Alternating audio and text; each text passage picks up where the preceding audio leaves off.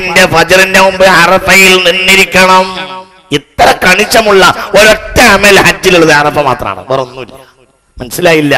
ഇഫാദത്തിന് തവാഫ് ഒരാള് അന്ന് ചെയ്തിട്ടില്ല എങ്കിൽ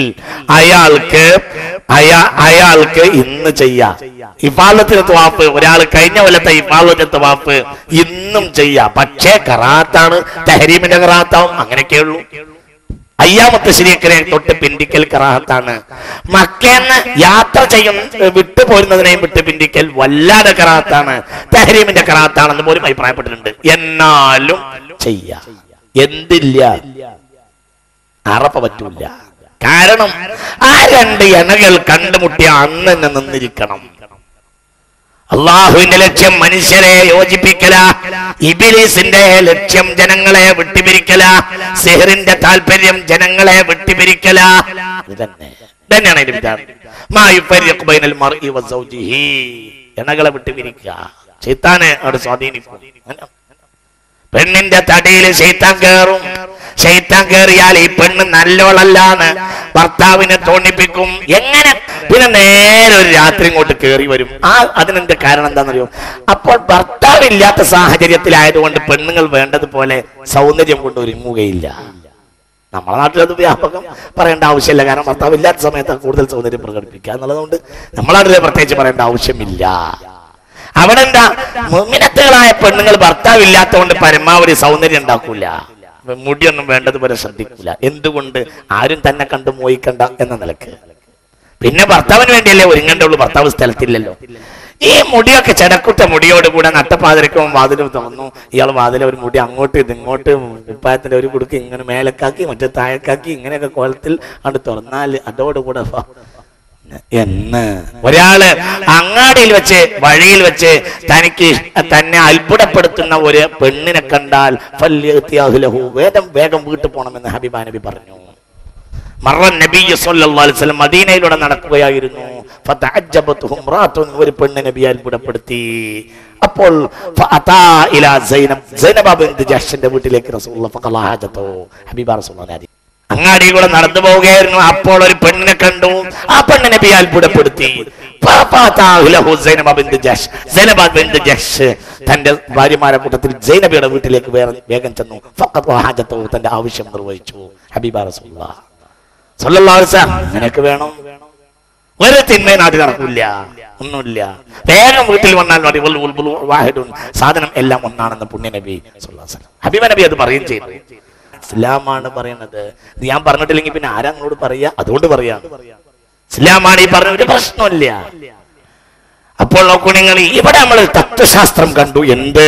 നട്ടപ്പാതിരക്ക് വാതിൽ തട്ടുന്നത് നബി വിരോധിച്ചു. എന്തുകൊണ്ട്? ഭാര്യയും ഭർത്താവും അവൾ സൗന്ദര്യത്തോടു കൂടി അല്ലാതെ കാണാൻ പാടില്ല. പരമാവധി അവരെ അടുപ്പിക്കണം. ശൈത്താൻ ഉദ്ദേശിക്കുന്നത് പരമാവധി അവരെ അകറ്റണം. അതന്നെ ശൈത്താൻ ആവശ്യം അവരെ തമ്മിൽ അകറ്റലാവുന്നു. അതുകൊണ്ട് എന്ത് ചെയ്യും? ഇവളെ തടിയിൽ ശൈത്താൻ കയറിയാല് ആ ശൈത്താൻ ഇങ്ങനെ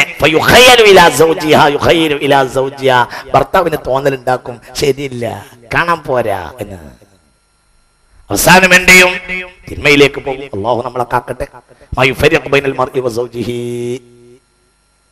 അതാണ്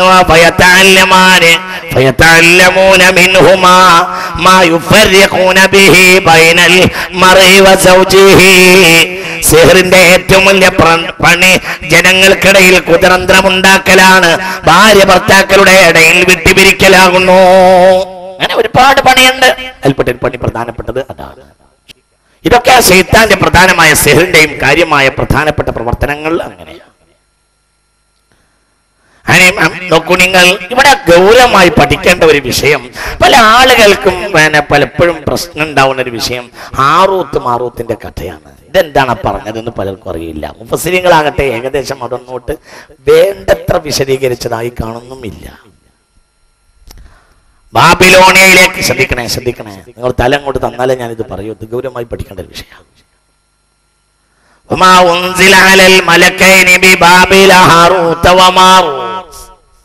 എന്ന് പറഞ്ഞിട്ടുണ്ട്.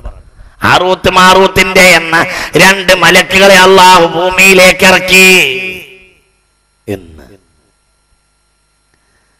സിഹ്ർ ജനങ്ങൾക്കിടയിൽ പ്രചരിക്കുകയും ഓരോരുത്തരും മുഅജ്ജത്തുകളായി കാണിക്കുകയും മുഅജ്ജത്തിനെ ശ്രദ്ധിക്കണേ മുഅജ്ജത്തിന്റെ വാദം മുഅജ്ജത്ത് പോലെ നബിയാണെന്ന് സ്വയമായി വാദിക്കുകയും അതിന്റെ പേരിൽ ജനങ്ങളെ തങ്ങൾക്ക് സുജൂദ് ചെയ്യിപ്പിക്കുകയും ചെയ്ത ഒരു കാലഘട്ടം സിഹറിന്റെ പേരിൽ ഉണ്ടായിട്ടുണ്ട്.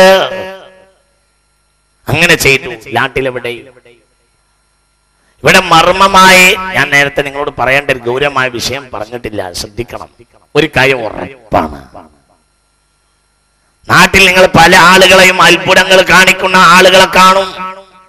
അവരെയൊക്കെ നമ്മൾ തൊൽസമാറ്റികൾ എന്ന് പറയും, ഇസ്മിന്റെ പണിക്കാരെന്ന് പറയും. ചില വലിയ ഉന്നതമായ സ്ഥാനത്തേക്ക് കയറ്റിവെക്കുകയും ചെയ്യും. അവർ നാട്ടിലുള്ള എല്ലാ തമ്മാടിത്തരം ചെയ്യും. അവർ വേണ്ടാത്തരം ചെയ്താൽ പോലും എതിര് പറയുന്ന പലർക്കും പേടിയായിരിക്കും. കാരണം കുരുത്തക്കേട് പറ്റുമോ? ഉറപ്പിച്ചോളൂ, ഫാസിഖിന് അങ്ങനത്തെ ഒരു വിലായത്തുണ്ടാവുകയില്ല.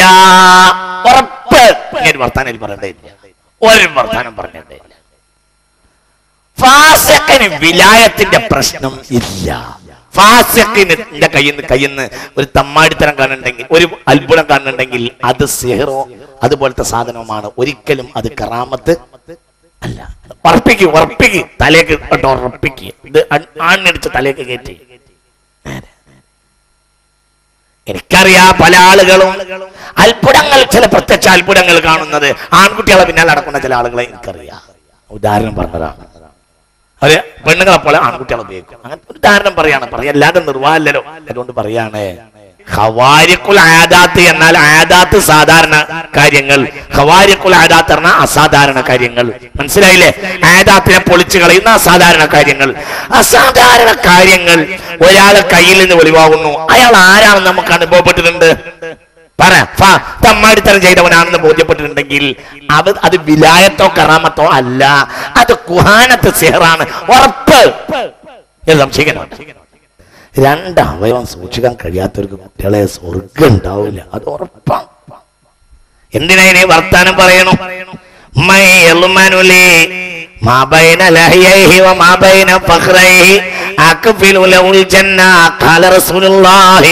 ഹബീബായ നബി പറഞ്ഞു, രണ്ട് താടിയല്ലിന്റെ ഇടയിലുള്ള അവയവവും രണ്ട് തൊടയല്ലിന്റെ ഇടയിലുള്ള അവയവവും സൂക്ഷിച്ചാലേ സ്വർഗമുണ്ടാവൂ. പഠിച്ചോ, നമുക്ക് തോപ്പിയൊക്കെ ചെയ്യട്ടെ. തന്നെ ഈ രണ്ട് അവയവാണ് സൂക്ഷിക്കണം. തന്നെ അവരെ മൂമിനാവുള്ളൂ. ഔല്യ പിന്നല്ലേ ചങ്ങാതിയെ. അത് മൂമിനാണെങ്കിൽ ഇതുണ്ടാവണം. പറയല്ലാതെ നിർവാഹമില്ലേ. നിങ്ങൾ എന്ത് വിചാരിച്ചാലും ഞാനത് പറയും. ഇത്രയും തമ്മാടിത്തരം നാട്ടിൽ വ്യാപിച്ചു. ആരോട് പറയില്ല, പറയാനും പേടി. ഒക്കെ നമുക്ക് ഒരു കാര്യം, ഇൽമിന്റെ കാര്യത്തിൽ എന്ത് ഹയാ ആണ്. പുണ്യനബി ചോദിച്ചല്ലോ സ്വഹാബികളോട്, ഈമാന്റെ ഉദാഹരണം ഒരു മരമാണ്.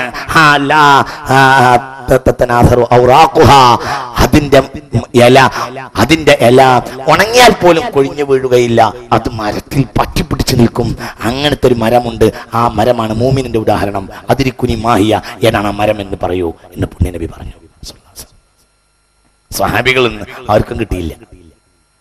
മനസ്സിലായോ? ഹബീബായ നബി ചോദിച്ചു, മുഅ്മിനീങ്ങളെ ഒരു മരമുണ്ട്, ആ മരത്തിന്റെ ഇല ഉണങ്ങിയാൽ പോലും കൊഴിഞ്ഞു വീഴൂല. ശ്രദ്ധിക്കണേ, മുഅ്മിനീങ്ങൾക്ക് ഒരു മരമുണ്ട്, ഭൂമിയിൽ ഒരു മരമുണ്ട്. അതിന്റെ ഇല ഉണങ്ങിയാലും കൊഴിഞ്ഞു വീഴുകയില്ല. ആ മരമാണ് മുഅ്മിനിന്റെ ഉദാഹരണം. അതിരിക്കൂനി മാഹിയ, ആ മരം ഏതാണെന്ന് പറഞ്ഞു തരുവേൻ. ഹബീബായ നബി പറഞ്ഞു. എല്ലാവരും ഇരുന്നിട്ട് മരത്തിന്റെ പേര് കിട്ടിയില്ല. ഫകാന ഫീ മജ്ലിസിൻ നബി ഇബ്നു ഉമർ, ആ സദസ്സിൽ ഇബ്നു ഉമർ ഉണ്ടായിരുന്നു. നളറ ഇലാ വജ്ഹി അബീഹി വ ഇലാ വജ്ഹി നബി സല്ലല്ലാഹു അലൈഹി വസല്ലം. ഒരു എരിപിരി. ഒന്ന് ബാപ്പയാകുന്ന ഉമർ ഇബ്നുൽ ഖത്താബ് ബാപ്പയുണ്ട്, ഉമർ ഇബ്നുൽ ഖത്താബ് ബാപ്പയുണ്ട്, ഇബ്നു ഉമർ മോനും ഉണ്ട്. റസൂലുള്ളാഹിന്റെ സദസ്സാണ്. ഒന്ന് നബിയെ നോക്കും, ഒന്ന് ഉമർ ഇബ്നുൽ ഖത്താബിനെ നോക്കും. എരി പിരിഞ്ഞുകൊണ്ട് അവിടെ അങ്ങനെ ഇരുന്നു കുറെ നേരം. ആരും ഒന്നും പറഞ്ഞില്ല. അപ്പോൾ അവസാനം പുണ്യ നബി പറഞ്ഞു, അന്നഖ്ലു, അത് ഈത്തപ്പനയാകുന്നു. ഈത്തപ്പനയുടെ ഇല ഉണങ്ങിയാലും മരത്തിൽ അങ്ങനെ പിടിച്ചു നിൽക്കും, അത് കൊഴിഞ്ഞു വീഴൂല. അതാണ് മൂമിനിന്റെ ഉദാഹരണം. എത്ര പ്രതിസന്ധി ഉണ്ടായാലും അസിലിൽ പിടിച്ച് അവിടെ നിൽക്കും. എന്തെങ്കിലും ഒരു 10 റുപ്യ കിട്ടുമ്പോഴത്തിന് സുന്നത്തിയമായത്തിനൊക്കെ വിട്ടിട്ട് വേറെ പാർട്ടിയിൽ പോവില്ല. ഇതാണ് ഉദാഹരണം. ഏതെങ്കിലും 10 റുപ്യ കിട്ടുമ്പോഴത്തിന് പുതിയ പാർട്ടിയുടെ പിന്നാലെ പോവില്ല. അതന്നെ മുഅ്മിനീങ്ങൾ ഒരു പ്രാർത്ഥിച്ചത് ഒരു ഹക്കിന്റെ പേരിലാണ്. അത് എന്ത് പ്രയാസം ഉണ്ടെങ്കിലും ആ മരത്തുമല ആ അസ്രി മരം പിടിച്ചു കൂടുമെന്ന് പുണ്യ നബി. അപ്പോൾ വഖാല ഇബ്നു ഉമർ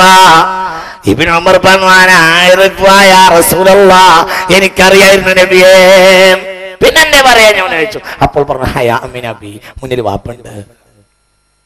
അപ്പോൾ പറഞ്ഞു ഇൽമിൽ ഹയാ ഇല്ല, ഇൽമ പറഞ്ഞു കൊടുത്തൊരു ഹയാവില്ല, ഇൽമിൽ ഹയാ ഇല്ല. ഇൽമിൽ ഹയാ ഉണ്ടെങ്കിൽ ലജ്ജ തോന്നിച്ചാൽ ഈ ലോകത്ത് പല കാര്യങ്ങളും നന്മയും നടക്കാൻ കഴിയില്ലല്ലോ. അതുകൊണ്ടാണ് പുണ്യ നബി അവനോട് പറയാ. അത്ഭുതങ്ങൾ കാണിക്കുന്ന ആളുകളെ കാണും. ഏകദേശം അവർ 2 കുഴപ്പത്തിന്